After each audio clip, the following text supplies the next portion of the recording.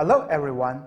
In the last section, we introduced that there are two types of regression: linear regression and logistic regression.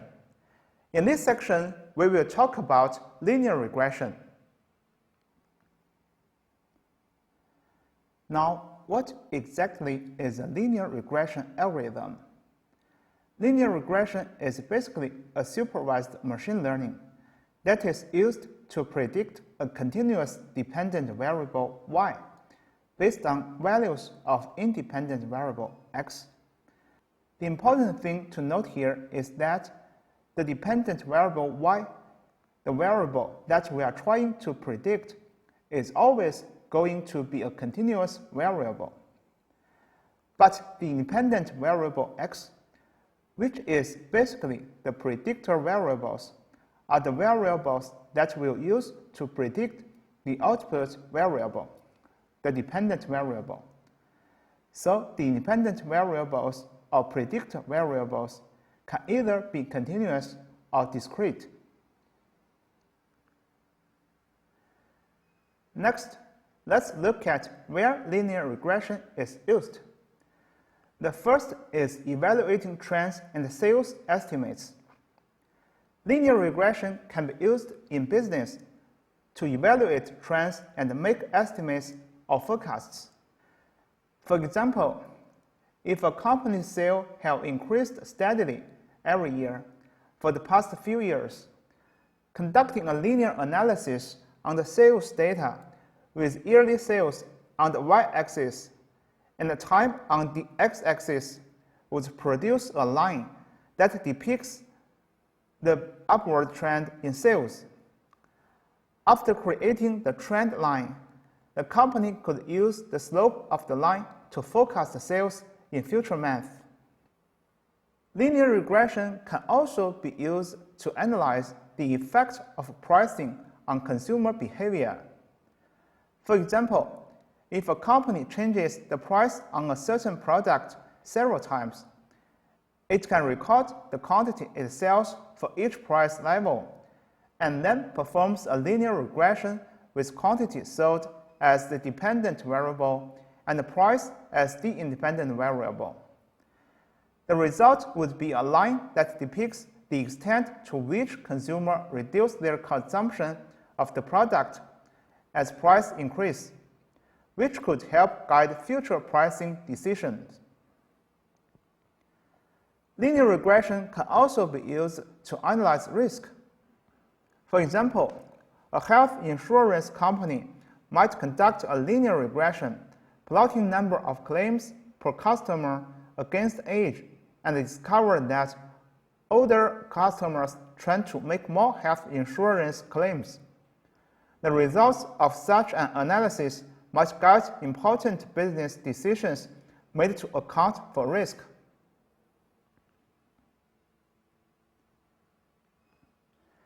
Let's move on and understand the algorithm. So suppose we have independent variable on the x-axis and a dependent variable on the y-axis. We try to form a relationship between these two variables and draw a line. In this case, a straight line. What we try to understand is, as the independent variable is changing, what happens to the dependent variable? If they move in the same direction, if the independent variable increases and the dependent variable increases as well, we say there's a positive relationship. On the other hand, if as the independent variable increases and the dependent variable decreases, we say there's a negative relationship. The line will look like this, go downward. In the linear regression, we try to make a line to make a linear regression. And this particular line, that is line of y equals mx plus c, is a line of linear regression, which shows the relationship between independent variable and a dependent variable. Let's add some data points to our graph. There are some observation or data points, while Now, all data points are plotted. Our task is to try to find a straight line that fits through all these different points. Create a regression line or the best fit line. Now, once our regression line is drawn, its task is prediction. Now suppose this is our estimated value or the predict value, and this is our actual value. So what we have to do is to reduce this error. That is, to reduce the distance between the estimated or the predict value and the actual value. So we have to minimize the error. The best fit line will be the one which had the least error. Then how to do that? First, from the regression line through point x bar, y bar, where x bar and y bar refers to the mean of x and y respectively. The regression line is y equals mx plus c. Y is the dependent variable. X is the independent variable. M is the slope, and c is the y-intercept. Now we have an equation of line. So all we need to do is to find the value of m and c. Calculation of m is based on the least squares method, and in the end, we want to minimize the difference between the estimated value and actual value.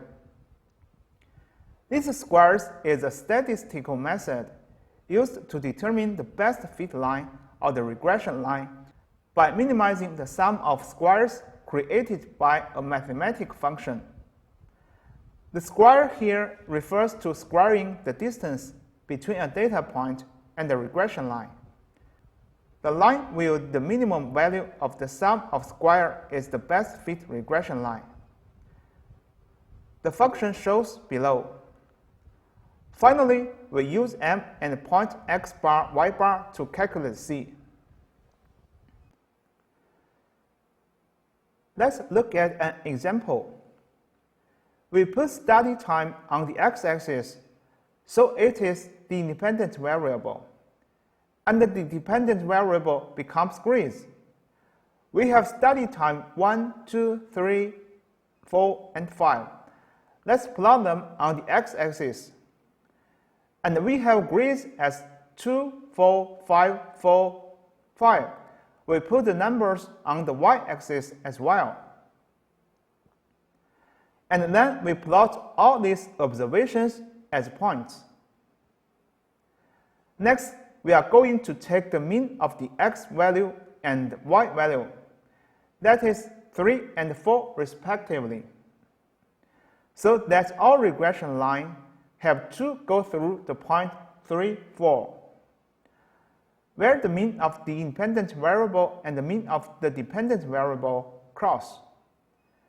Then we use least squares function to determine m, which equals 0.6. Next, we are going to calculate c. Because the regression line has crossed the point 3, 4, so the y value is 4 and x value is 3. The equation becomes 4 equals 0.6 times 3 plus c. Now we can see that the c equals 2.2. Finally, we got it. The regression line is y equals 0.6x plus 2.2.